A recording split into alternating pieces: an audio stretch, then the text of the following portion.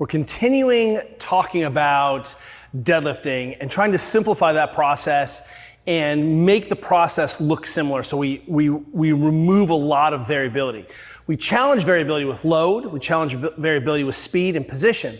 But one of the reasons we're not a fan of defaulting to rounded back lifting is that we find that it ends up being at cross purposes with the rest of the techniques that we're using. So no one will load their hips and jump really high to dunk a basketball with a rounded back. You just don't do that. It doesn't transfer very well. So remember that when we're looking at these things, if we take Franz Bosch's idea, training is as much about coordination as it is about changes in your physiology of strength and conditioning, right? I'm not just becoming better conditioned and stronger, I'm also becoming a more coordinated person who's more effective, more efficient. The session cost diminishes the more skilled I become. So in essence, practice doesn't make perfect, practice makes permanent. So if this is how you're loading, and remember that when you, as Greg Cook says, load that pattern, load that shape, your brain pays attention to it. It's like he calls it pushing save on a Word document. So what we know is from the movement learning that when you sort of arise to these bigger loads, your brain really starts to pay attention to that. And so what we're trying to do is make sure that we're not teaching ourselves one thing and practicing another thing. So for example, here's a good, and this should make sense. If Diane is squatting, go ahead and give me a squat die, right? Any squat you want, good. Now go ahead and stand back up. Put your arms over your head and squat. All we did was change the orientation of the squat. Put the bar on your back and squat, right? Now it looks like a back squat. So there are subtle changes in terms of torso inclination, how far the knee comes forward, but ultimately the pattern and the principle remains constant.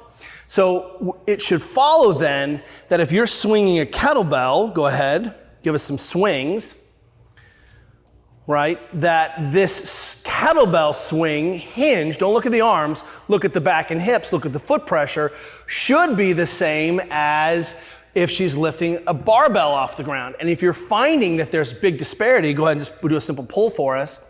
Again, hip remains maybe slightly different, the loads are in a slightly different position. This is a really super deep kettlebell swing, but the pattern and the organization remains constant. So this was what Louis Simmons was talking about when he was talking about conjugate lifting.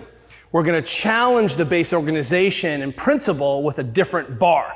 So we're going to use this cambered bar, we're going to use this safety squat bar, we're going to use a straight bar, we're going to front squat, and every single time it's still training the squat, but a slightly different way. It's a new novel solution.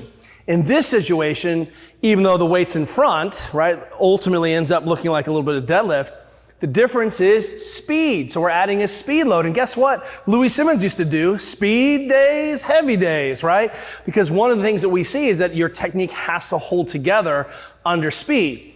This rounded back pulling doesn't translate to fast movement. So if you're trying to generate athleticism, and by the way, speed is a component of that, probably the hallmark of being an athletic, springy person, you're gonna see doesn't translate and doesn't serve you very well. So when you see athletes at cross patterns, cross purposes, we should be curious about what's going on there because we're really working against ourselves. And it's one of the reasons we teach kettlebell swings to our young athletes before we teach pulling from the ground. Right, and the reason we do that is that speed component automatically doesn't work with a rounded back. So we're able to teach our kids how I think we call it feeding the dysfunction or feeding the issue by actually creating a little additional complexity, additional demand on the system.